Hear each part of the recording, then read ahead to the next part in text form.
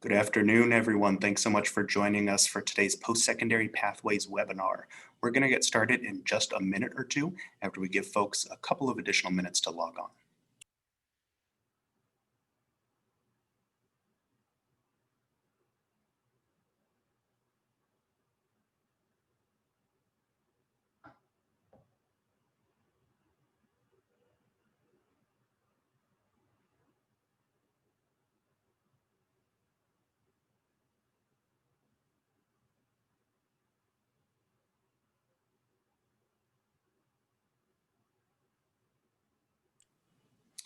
Good afternoon for those of us just joining us. Welcome to the webinar. We're going to give folks one additional minute and then we'll get started.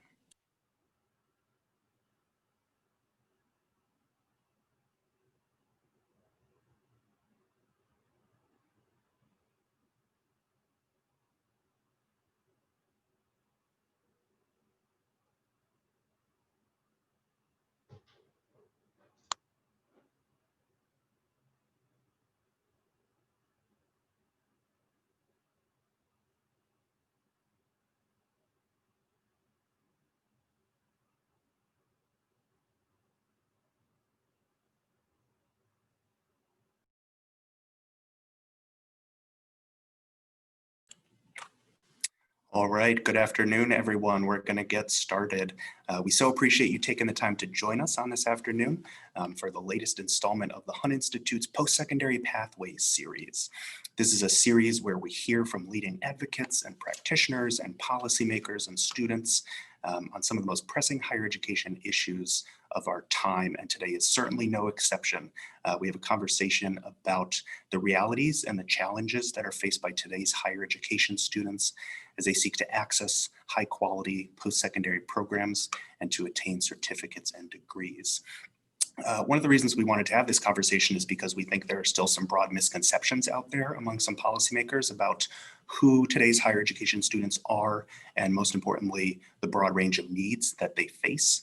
Oftentimes, people will fail to recognize that higher education students face a lot of costs that are beyond tuition and fees. And sometimes this lack of awareness can leave students at risk of food or housing insecurity, or leave them to struggle to deal with additional costs such as childcare costs or transportation costs or other things associated with being a higher education student.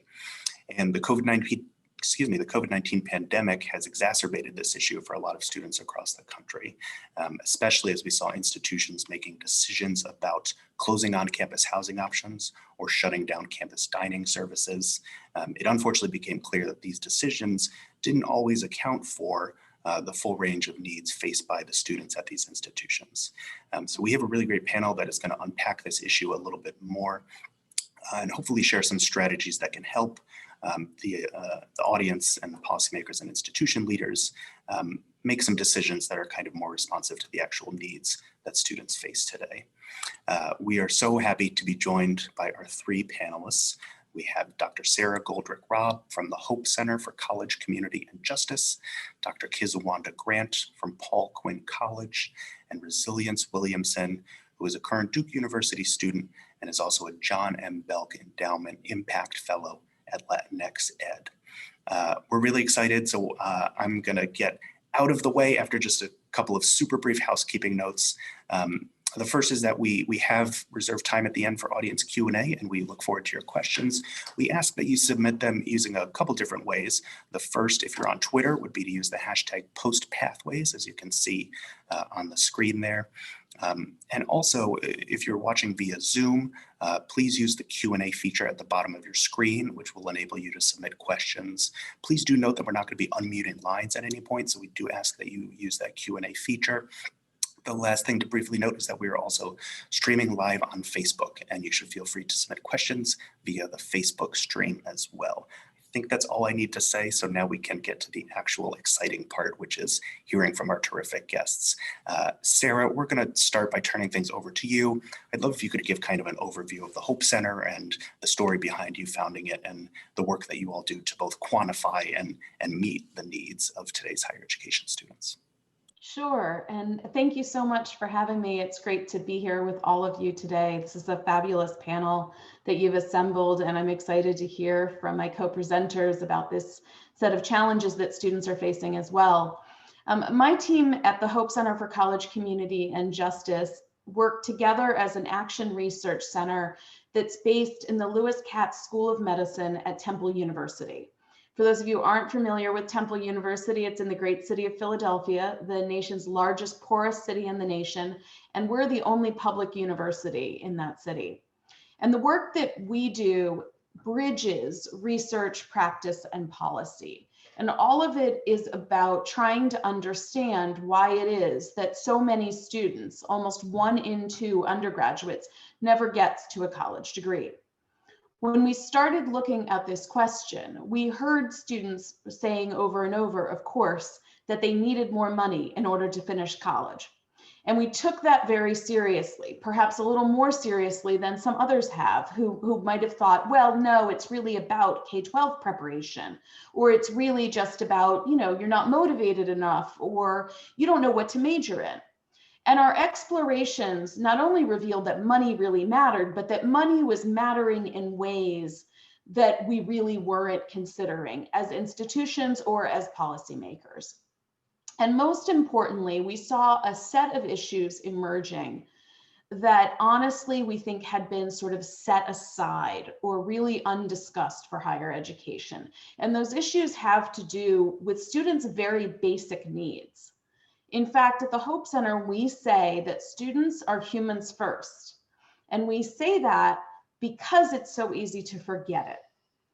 It is so easy to look at someone who has gained access to college, who is sitting in a college classroom, who has a textbook, and assume that everything else, everything that is essential, that having a safe place to sleep, having enough food to eat, having gas to put in the car to get to school, that these things must already be stabilized.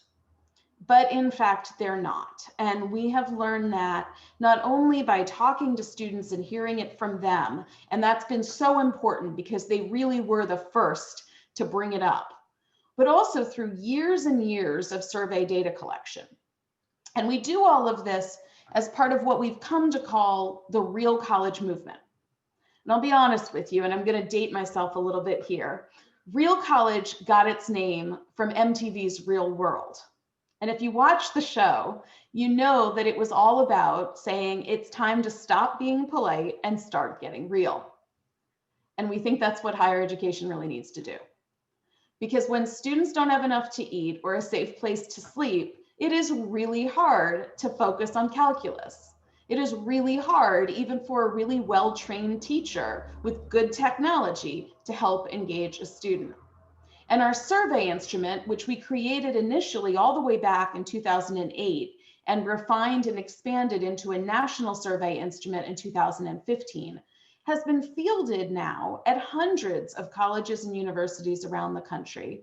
We have answers now from about 500,000 students. And even before the pandemic, the research was pretty clear. Almost half of American undergraduates are dealing with issues of food and/or housing insecurity, with higher rates at the community colleges, which are increasingly where America goes to college, and at the public universities, not just the flagships, but the comprehensive regional institutions. But in addition, it's happening at all sorts of places. So we know that this is something that happens at places even like Harvard and Yale, and we know that it happens at for-profit colleges and universities. Even though we haven't been able to do surveys there, students have brought these issues to our attention. So it's a widespread problem, but it's still under-discussed, and it's not well addressed. Now, thanks to the pandemic, of course, these issues are getting a lot more attention. You may have heard, for example, about students who struggled because the residence halls closed on campus back in the spring and they didn't know where to go. The common assumption that's made by administrators in some cases that students will just go home ignores the lived realities of so many students who are in fact unable to go home, don't find home a safe place to be, and or might not even have the resources to get there. But our data from the pandemic, and we have some data not only now from April and May, but we have new data that we've just collected between September and November, show that it's actually the students who were living off campus to begin with who actually struggled the most. And it's for one really simple reason. They struggled to pay rent. When you're losing your job, when your work study is displaced, when your employer is cutting back hours, when you have increasing expenses because you have to be able to secure the technology to be online, all of those things begin to crowd out the other basic needs. Oftentimes, students will sacrifice a great deal of their money, for example, for food, in order to be able to afford their books. They will pay their tuition before they pay their rent. Now, you might ask why? Well, they're pretty clear. They understand the economic imperatives right now, and we're not leaving them very much choice. They're focused on college because college offers perhaps the only pathway right now to a secure and stable, livable wage. The other pathways appear to be drying up. So our work at the Hope Center is not only about illuminating these things, it's about working directly with colleges and universities to try to change practice, to try to ensure that students have access to things like emergency aid, to SNAP benefits, food stamps if they need that help, that they are aware that help seeking is really important, even though this is a very stigmatized issue, and that college administrators, like we're going to hear today, are able and equipped with what they need in order to really lean in to provide the support. And that includes resources from both state and federal policymakers. So I'm really looking forward to this conversation, and later I'll say something a little more detailed about what we can all be doing to try to help. Thanks so much. Wonderful. Thank you so much, Sarah. What a terrific way to kick off the conversation. And we so appreciate you sharing a little bit about the Hope Center's work. And I've seen you'll have released a few things in the last week or so. So it's hard to keep up with the volume of advocacy you're putting out there, but we so appreciate your contributions to the field. Dr. Grant, I'd love to turn things over to you for some opening remarks. I wonder if you can talk a little bit about Paul Quinn College, your role at the institution, maybe how the school has evolved over the last decade or so, and a few words about the students at PQC. Yes, thank you, James. I'm honored to be here, and I appreciate the invitation to join this panel this afternoon. Again, my name is Kiswanda Grant. I am the Vice President for Institutional Programs and Senior Director of Compliance for Paul Quinn College. My role is to examine things related to compliance with the state of Texas, with the federal government, with our accrediting body, and to ensure that we are building strong partnerships with area institutions and other entities that wish to partner and support our students. I'm also responsible for student affairs. Student discipline falls under my area in support with the Dean of Students. And that also includes residential life and housing and student government as well. So Paul Quinn College is an institution that is on the verge of becoming the best small college in the United States. And Paul Quinn has always envisioned itself as the institution to solve the problems of its students and the communities that our students come to us from. And that means we are honest about our students, and we see our students in their full glory, so to speak.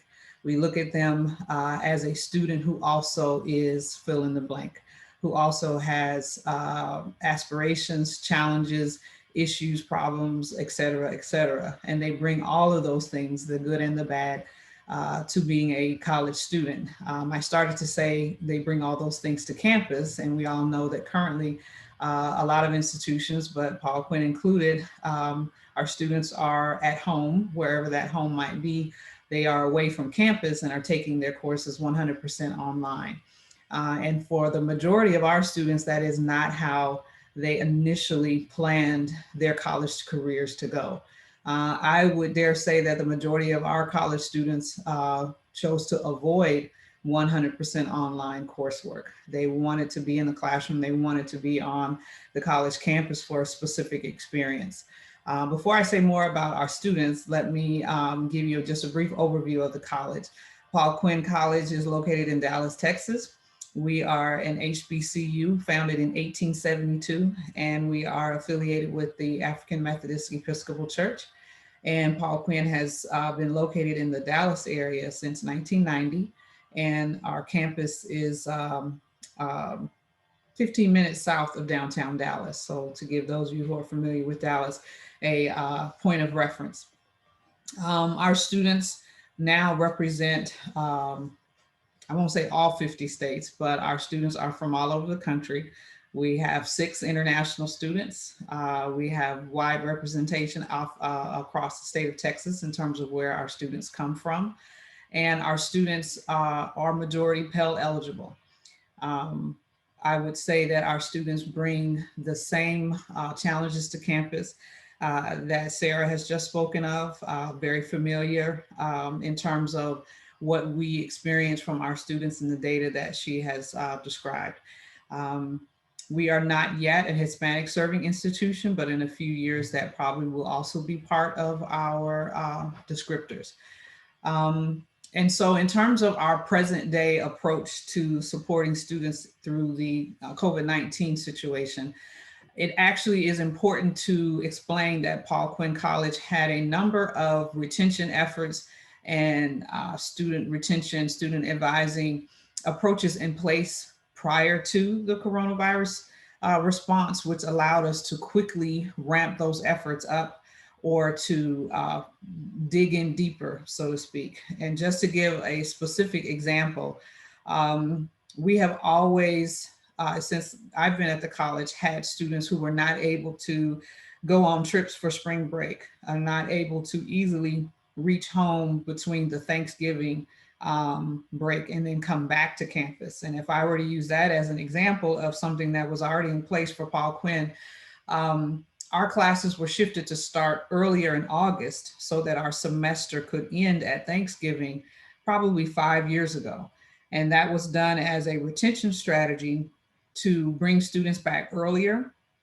They were physically back on campus, back in the mindset of being a college student, but also the financial challenge of having to travel home for a long extended weekend over Thanksgiving was a challenge that came with more problems for some students who were able to reach home than were either challenged through weather or challenged by financial difficulties to get back to the campus on time for one more week of classes and then final exams.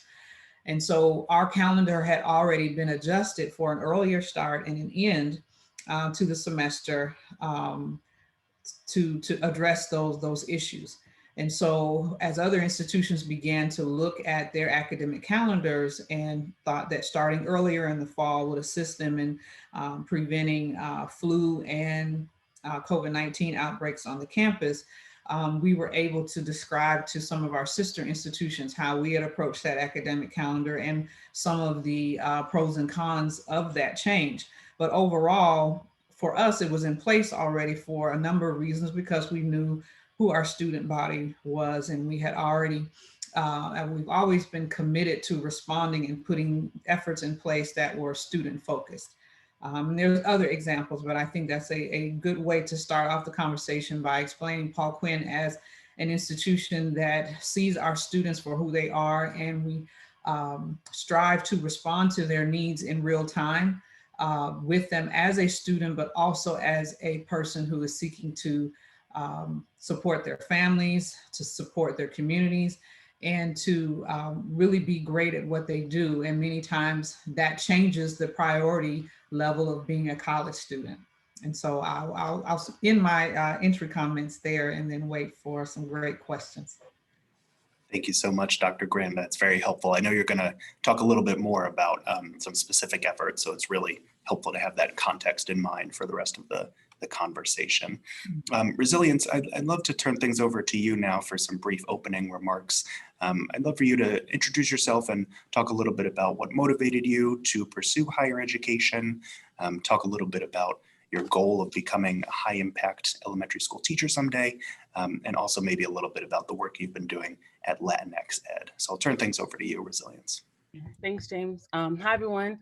My name is Resilience Williamson. I'm a senior at Duke University. My pronouns are they, them, theirs.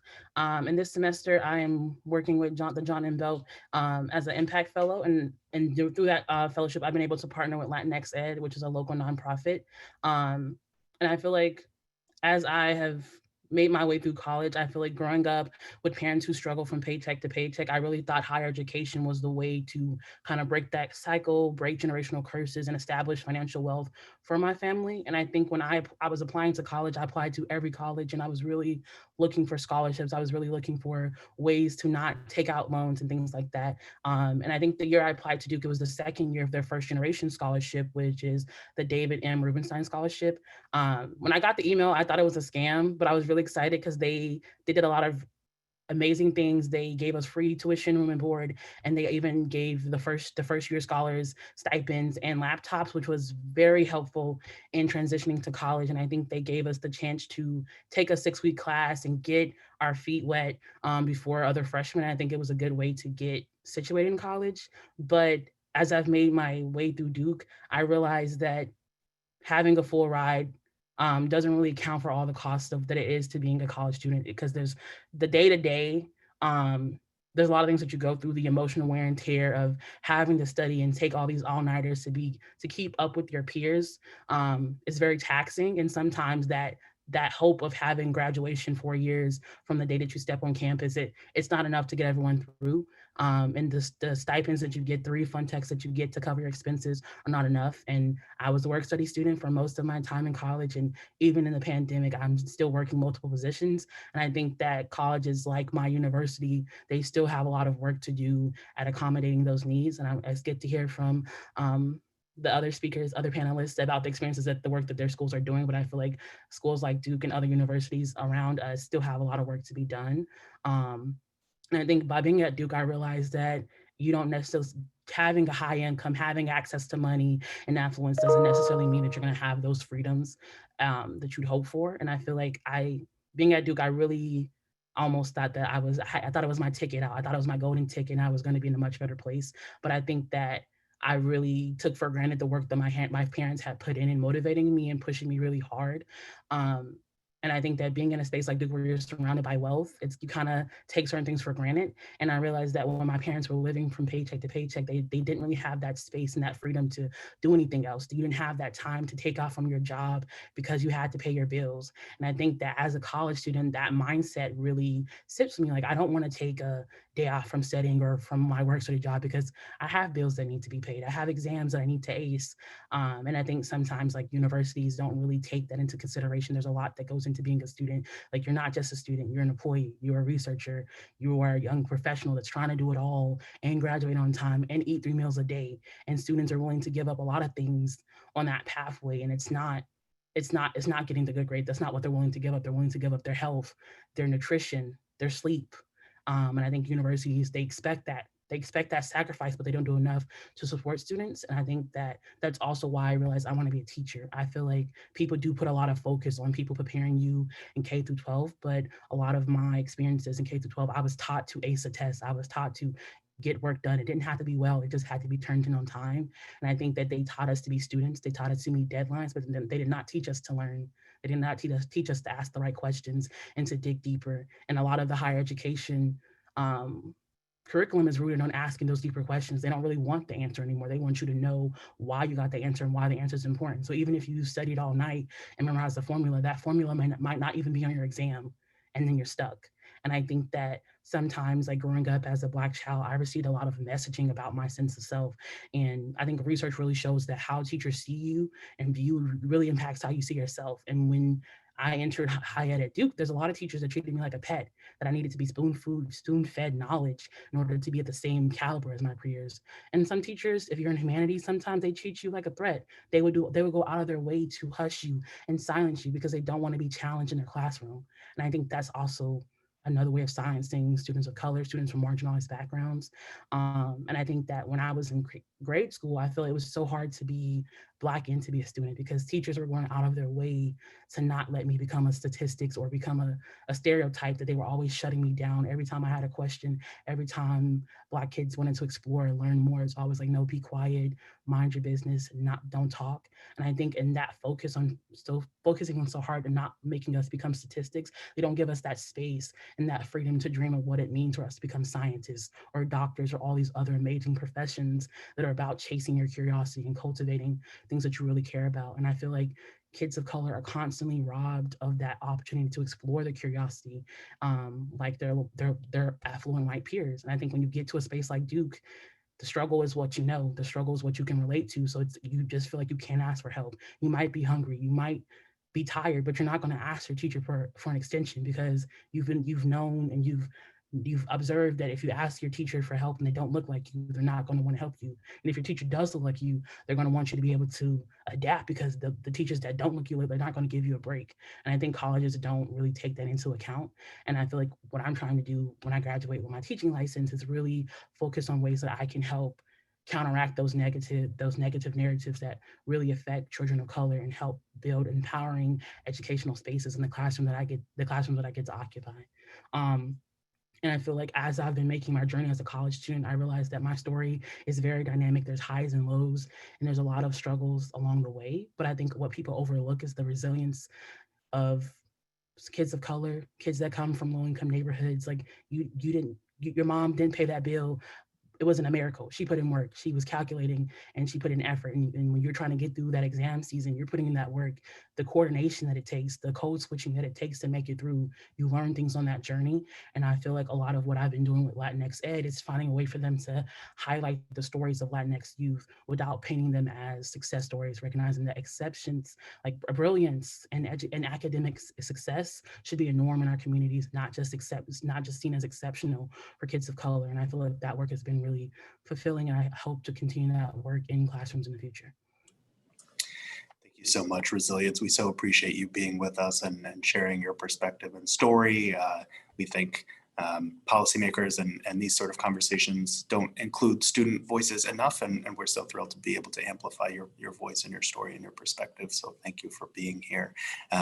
So I think the three of you really provide really wonderful complementary perspectives, and I'm very excited for the conversation that we're going to have together.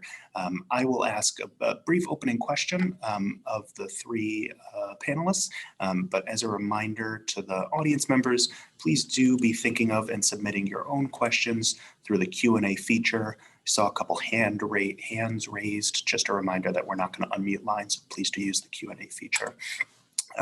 So Sarah, I'd love to continue the conversation by turning back to you. I wonder if you can speak a little bit about kind of, given everything that we've heard about and the full range of needs and the full range of complexities that need to be considered by policymakers and by institution leaders, can you talk a little bit about how their mindset might change as a result of becoming aware of the full range of needs faced by students, and what sort of decisions might they make differently if they did have this understanding of the full scope of student need?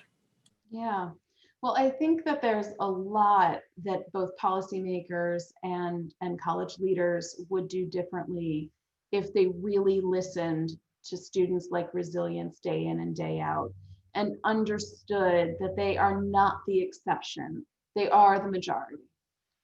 And the actions could include a number of things. So one of the things that Resilience just spoke about is what happens under conditions of scarcity. The incredible choices that families and students both have to make under conditions of scarcity. What happens to your own mindset and what you can focus on and how demoralizing it can be. And that's one of the reasons, for example, that we have emergency aid programs. You know, very few people go to college these days and don't get some kind of help. The wealthiest people get help all the time, and they call it an allowance, and their parents provide it. There's always something that comes up. But students from families that have always been just barely paying the bills each month have real trouble when they're short $200 or $500. Now, policymakers have struggled with funding emergency aid in the past, partly because they come from this tradition that's set forth by the Title IV financial aid system that we're all used to. And it's taught us a number of really bad practices. So for example, we're all socialized to think that something like the FAFSA is necessary if you're going to give out any kind of money.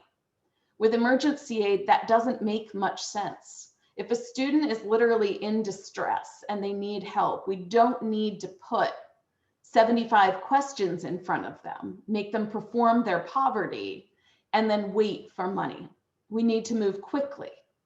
And, fortunately, in the last year, we actually did see Congress, when it passed the CARES Act, say it is okay to do this without requiring the FAFSA. Now, unfortunately, Department of Education made a different decision, made it rather late, sort of getting in the way of the quick implementation and dissemination of those dollars, but Congress's first instincts were right. So, if you're really listening to students, you'll set up a quick application process. The decisioning will also be driven by evidence and not driven by one's perception of who deserves what. Not looking at these students and asking, should you really have such nice shoes, or should you have that cell phone when you're deciding who needs emergency aid, but rather just assessing the conditions of their need and making a decision, and then getting the money there very quickly, because clearly they can't afford to wait. That's one thing we would do. Another thing that we would do, if we really understood students, and particularly where they attend college, I really appreciated that Resilience spoke to the extent to which a full ride is not a full ride.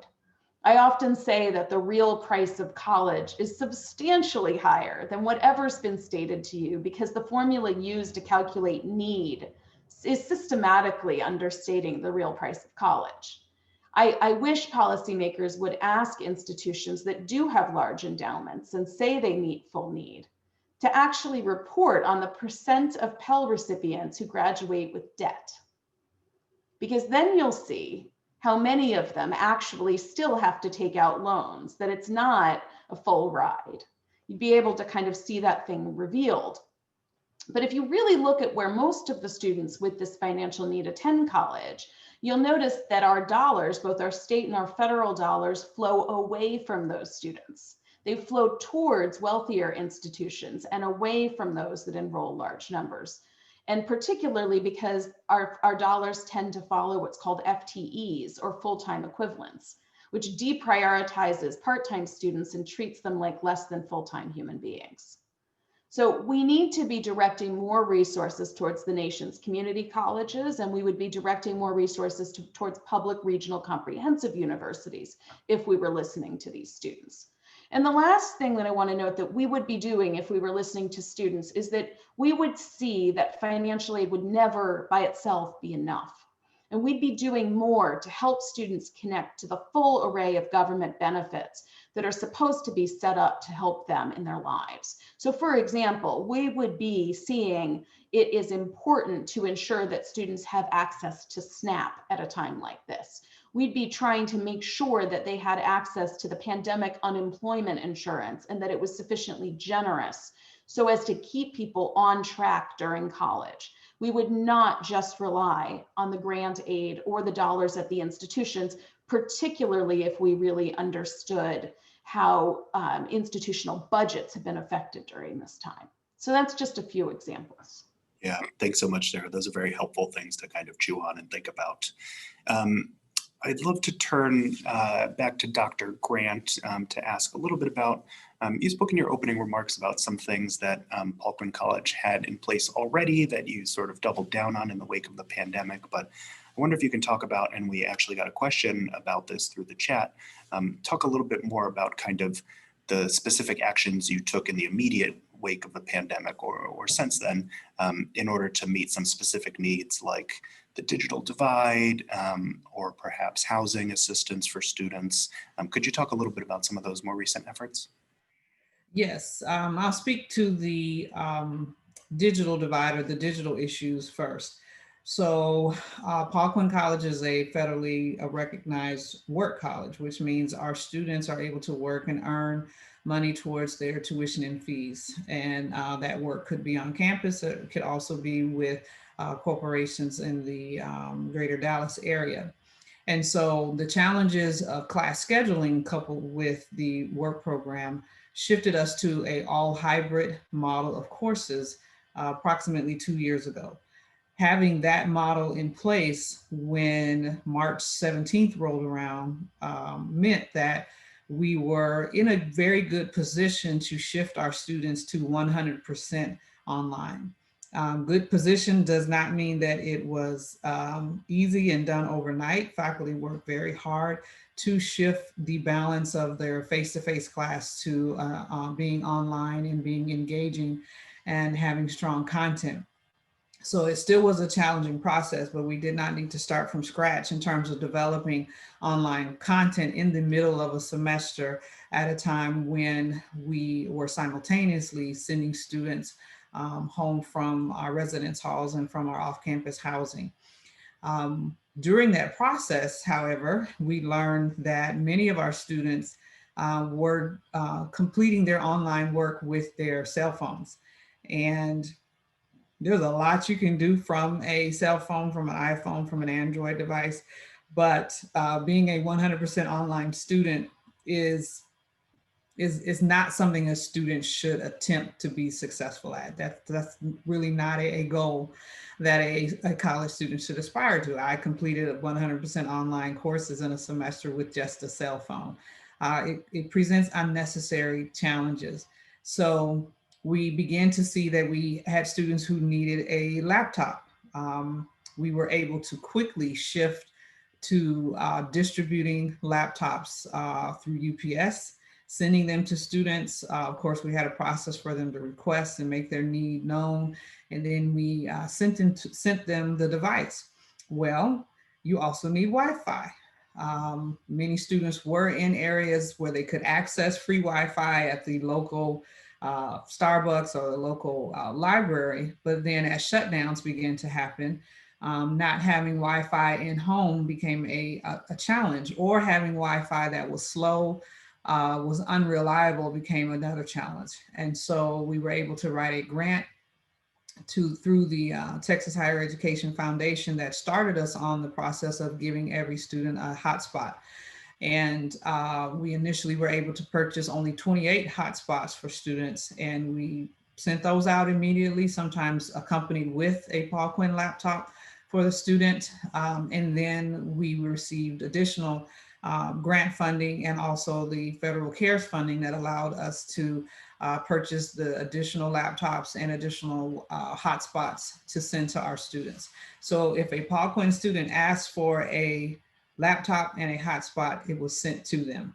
Those who were local came to campus to pick up their devices, and that allowed many of them to complete the semester successfully, but then also to enroll in summer courses. And so at a time when other institutions might have been deciding what not to do during this pandemic response, what things they could kind of take off of the table, Paul Quinn shifted to more of a growth mindset. What else can we do? What can we add for our students? And one of the things that we quickly added was to shift to a 3-term calendar year.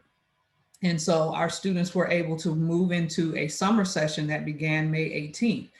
And one of the reasons for doing that was to not allow too much downtime between the spring semester and the fall semester, where students who already are under pressure, are already at risk of not being able to seamlessly continue their education, honestly find other ways or other things to do, not by choice, but because life happens. And when college is pushed further down on the priority level, then it just becomes a lesser priority and other things will take its place.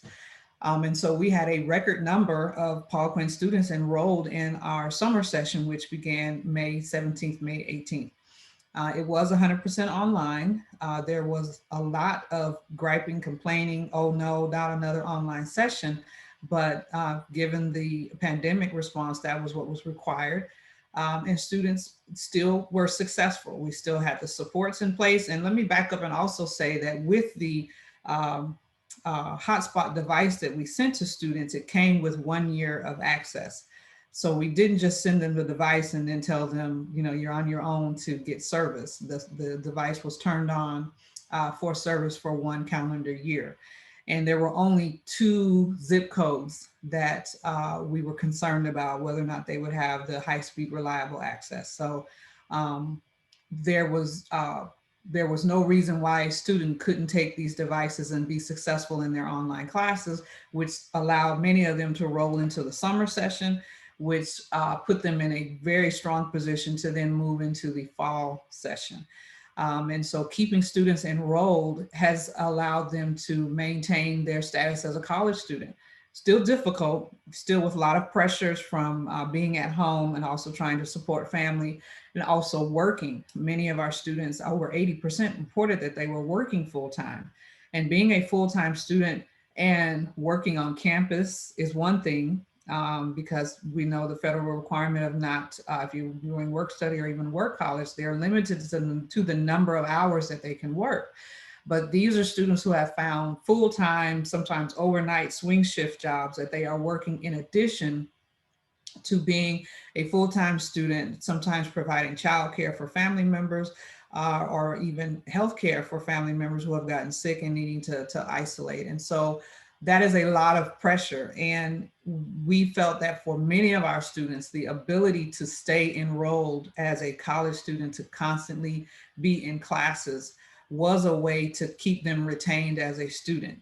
I am not 100% sure, and this is definitely research questions that we need to ask of our students who were not able to complete the spring 2020 semester, are enrolled since that point. How long will they sit out? When will they return, or have they returned to a institution in their home areas at all? Or are they still sitting out and kind of waiting for their opportunity to return to school? And for our student body, I believe we know that once our students are disconnected from us, from the institution, it is very, very hard for them to return. The next thing that I'll say is related to our housing situation. The majority of our students were residential in the spring semester, and we were in the middle of spring break when the decision was made by President Sorrell to ask students to remain home or remain where they were.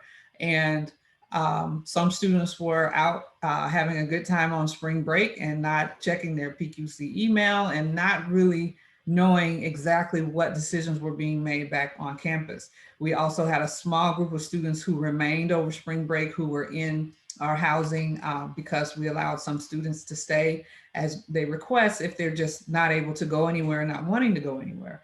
So the decision to close the residence halls meant that we were shifting approximately 300 students to home. And as has already been said, home does not mean they are going to a safe place, a consistent place, or that there is a place to go to. And we were aware of some of our students who immediately came in upon enrollment, and they informed us of their homeless status. They came out of high school with paperwork. But then there were students who were able to maintain and really function at a high level, and no one knew that their presence on the college campus and living in our housing was home. And being told to pack up and leave and go home in less than a week was terrifying for the students who are in that category. And so we did allow students who had no place to go, where the campus was their home, we allowed them to shift to off-campus PQC apartments. Well, that also meant that the students have to eat. Well, if you have challenges in getting home and there's no family to support you, then how you're going to obtain meals is another issue. And we couldn't require them to come back and forth to the campus. We have to also shut down everything on campus. And so meals became a challenge that, at least in the spring semester, our food service was able to work with us to deliver meals to where our students were. We were still in the spring term, but then when we went into summer, we had to continue making sure that the students were okay. And that was done through donations. That was done through putting money on debit cards for the students. Being enrolled during the semester, during the summer term, means that you can continue to access financial aid. That comes in handy when you need a place to live and you need food, a meal plan. A meal plan is great when you do not have any other options.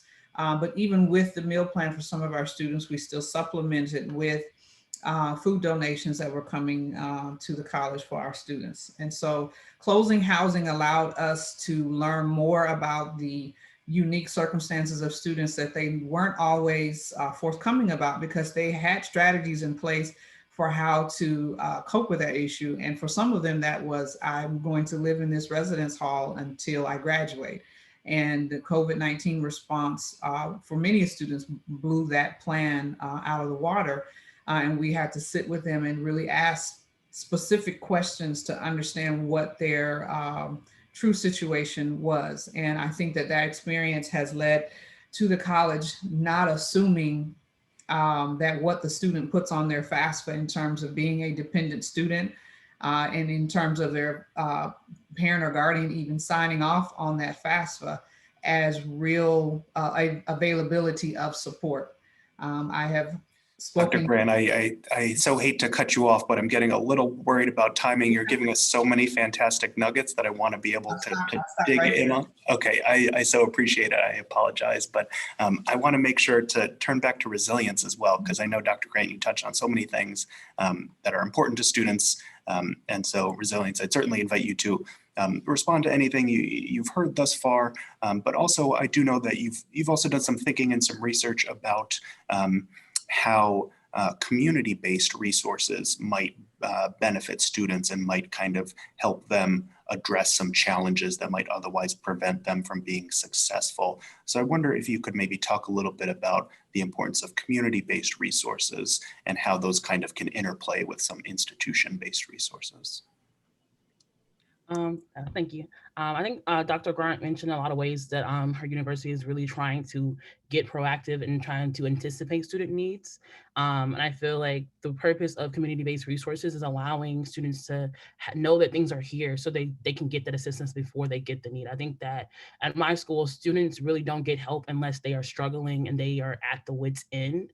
And I think that in the pandemic, I think student mental health has been a really big focus, and I think people have gotten more present with their resources because they don't want students to commit suicide or get really deep in mental health struggles during the pandemic. But I think that being in college has had an emotional effect and a mental health effect way before the pandemic. And I think that having community resources allows students that are going through struggles at every stage to be able to know that is this an issue?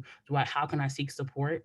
And I feel like a lot of times, like from the grade level perspective, people are trying to get better at educating the whole student, like acknowledging race in the classroom and gender and the roles that impact, the way that impacts the student's ability to show up in the classroom. But I think that at the higher education level, colleges and universities are really having a hard time educating the person behind this young professional that they're cultivating. I think that professors and administrations and on-campus centers will go out of their way to connect you to a job, to help you build your resume, but that support is often lacking when you need to build a budget or you need to build a survival strategy for going home.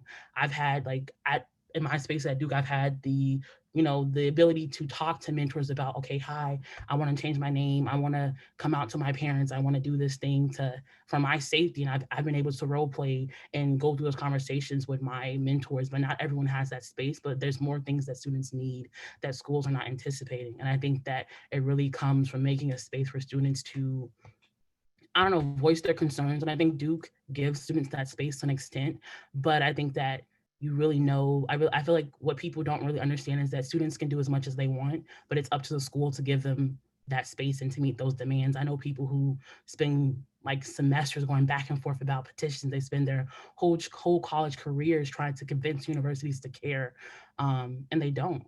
They're really indifferent, or they don't take action in a way that makes sense.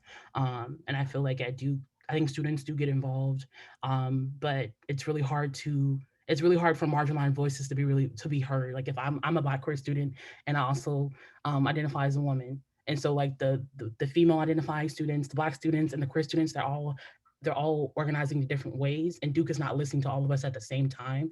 And so I think that they start pitting students against each other. So if y'all want us to care about female students, we're not going to care about Black female students, who are often the most targeted on campus. If you want us to care about Black students who are also female identifying, we're not going to care about queer students. So it's like there's a hierarchy at place, and schools don't acknowledge that. They don't acknowledge their shortcomings. They don't make their mistakes. And I think that that leads to a lot of anger and distrust among students. But I think that people don't understand, like, if you distrust your university and you also don't have a safe home base, it's like college is just something that you feel like you have to struggle through and keep struggling through. But I think that if colleges, like, work better at breaking down their bureaucracy, I think a lot more students could have an advantage. Like, I am a queer student and I did change my name, but Duke still wants my parents to sign and approve and go through all these documents, and I have to keep my dead name on them so my parents don't know that my name is different. I have to slide back and forth between a dead name because Duke doesn't let you put your preferred name on your student ID. It doesn't let you put your preferred name on your financial aid documents because it's not legal. It's not da da da. But it's like they don't give students that space to declare something that's really significant to them because they're so rooted. They rely on students being dependent on their families, but not everyone has that base. But the university doesn't give students this opportunity to shift that dependence on where the money actually is. Like, my family doesn't have money, but my university does. And you don't necessarily know what your university can do until someone reports you or Duke reaches you or expresses a genuine concern on your behalf. And I think it shouldn't get to that point. You shouldn't be struggling for someone to reach out and help you, because as a Black woman, if people see me drowning, they're not gonna like, oh, let me help you, resilience. They're gonna like give me a high five and actually make the situation worse because they're so rooted in Black women being strong or kids of color just being so strong and being able to take everything. But we shouldn't have to take everything. Every battle should everything that we encounter shouldn't have to be a battle. People should know how to step up and advocate for their students and empower us to know what our resources are. And I think that colleges have to understand that not all students have that support at home. And some people need you to make it easier to ask for help, because I know so many friends who have not come out or are doing careers that they hate because their parents are like, no, I'm not going to pay for you to be a teacher. I'm not going to pay for you to be a writer. I'm not going to continue to pay for your education if you like men and you're a man. I think that they give parents too much control over students' outcomes. And I think the teachers here, they do care to an extent, but it's like at higher education spaces, like, you don't really know who has the power. And the people that do are not talking to students. They're not asking us questions. They're not listening to our voices. And I think that even in my experiences, I've gone weeks begging people to cut a check to help me with something, to just help me pay my bills, to buy groceries, but they didn't want to do it, and they let you know late. They make these intransparent decisions without discussing it with you, and they make empty promises. They're telling our parents that, oh, we got this full ride, resilience won't need anything. They have room and board, tuition paid, books paid. Resilience will not need anything. So when I'm asking, when I'm telling my parents that I need help, I need money, they're not believing me. And I think just like when colleges make false promises that they cannot meet, it's building this cycle of distrust with the university and at home, because people are not going to support you if they think you're at a rich school. And I think that they hide these higher ed spaces that they need to recognize, like, death is about perspective. If you're not in the heart of something, it's really hard to see how difficult it is. And I think that universities need to get better at seeing that the college experience is not universal, and their decisions are not as transparent or as thorough as they'd like them to be. Thank you so much, Resilience. So many great pieces of wisdom there that we so appreciate you sharing. I wish we had another hour to continue talking with all of you, because I'd love to follow up on so many different threads that you raised there. But unfortunately, we have about 6 minutes left in our time together. And I want to briefly give each of our panelists an opportunity to give some closing remarks for the audience. This can be a forward-looking vision for how you imagine how we might reimagine some of these student support systems in ways that meet the full range of needs in more comprehensive ways. Or certainly, please feel free to just deliver any closing remarks that you think would be appropriate. I would ask you to keep it as brief as possible. We'll keep the same order. So Sarah, we'll first go over to you. Well, I guess my challenge to all of us is, as we look towards 2021, as we look towards what future opportunities hold, that we center the realities of students' lives, that we're real about it. It's clear that students are humans first. And what Resilience is asking for is a system that at least pretends to care. and institutions that organize themselves around care. And I've seen that happen at Paul Quinn. And caring campuses do many things, but one of the things they have to have in order to do the caring work are resources. In order to have an advisor who sits with you and plays out, for example, that conversation with parents or with an employer, there has to be someone who has the time. And we have advisor student ratios of 1 to 1,000 at some of our institutions, and that's unacceptable. We also have faculty all over the country, many of whom are facing the same food and housing insecurity that students are facing, and an increasingly contingent workforce that is juggling far too many classes in order to be able to advise students. They're also being asked to shift online at a time when they're not being given the professional development or space to do that. We have to put resources into faculty and their own working conditions. That's how students learn. And I noted earlier a whole bunch of additional supports that can be brought to bear to help students succeed, to help all students succeed. Someone asked me in the chat if this is realistic, and my answer is absolutely yes. And there are people working on these things right now with real plans and real chances of success, but they won't happen if we don't advocate for them. So I think that's really what's on us. Thanks, Sarah. I love that call to action. Dr. Grant, over to you for some brief closing remarks, please. Dr. Grant, you are still on mute. Okay, I would just briefly highlight the college's approach to our mental health support services, which I believe is also tied to the college seeing our students for who they really are and putting supports in place that we know as the professionals are going to be needed for them to be successful. I think to kind of also answer the question about whether or not these things are realistic, I've often said that it's irresponsible for a college or university full of degree professionals to look and see the circumstances of students that have been brought to their institution and know, because of some of the disciplines that we've studied, know what's getting ready to happen. The students, or to use the language of our students, might say, this is going to be a train wreck, or I see the train wreck coming. For us to stand back and watch and not try to get in the way of that is irresponsible. And I believe that the work that I'm able to do at Paul Quinn, along with my colleagues at the institution, we every day take the opportunity to get into the student space to try to prevent another train wreck, another tragedy that adds on to perhaps trauma that the student experienced before coming to college. And in the chat, someone asked about the other issues that have come up now that students have been home. So we give them Wi-Fi, we give them laptops. Well, are they now 100% successful?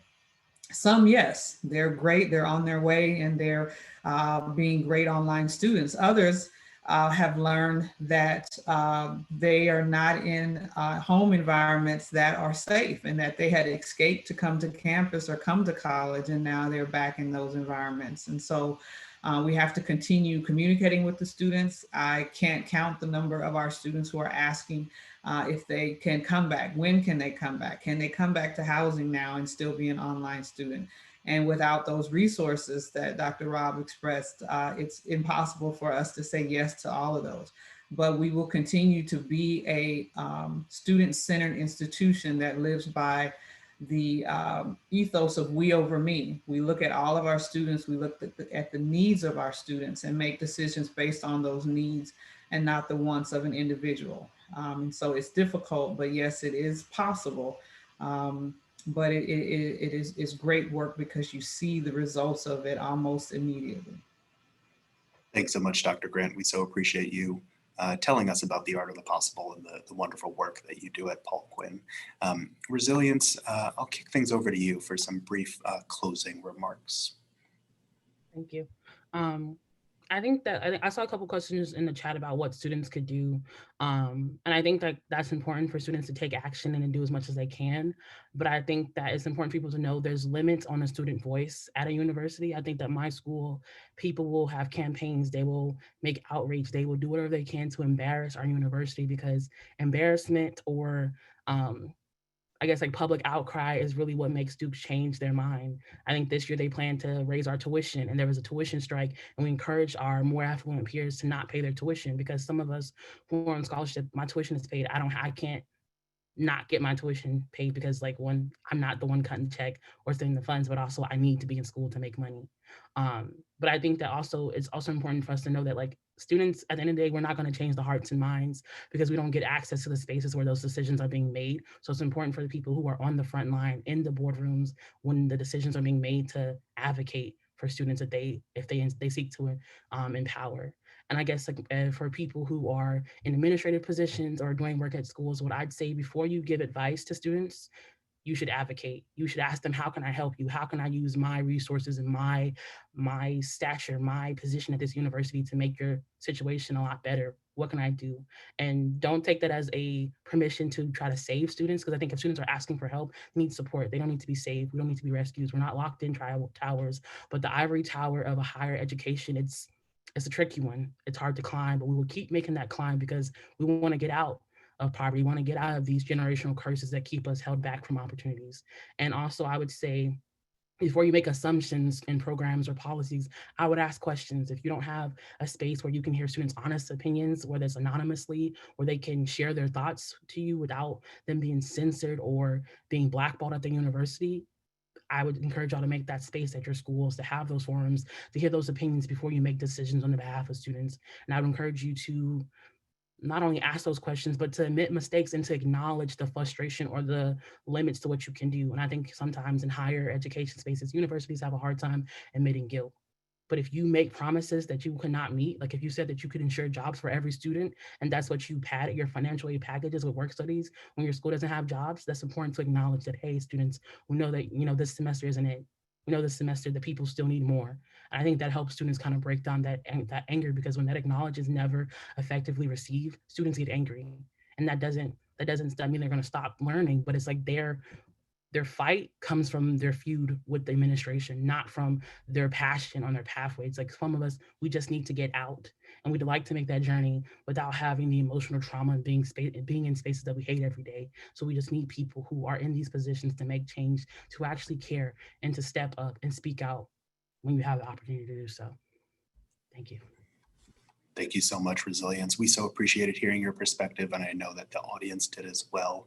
And thanks so much to all of our panelists today. This was a really terrific discussion. We had a number of wonderful questions submitted that we weren't yet able to get to. I apologize for that, but the conversation was so great that there was no point at which I wanted to derail things.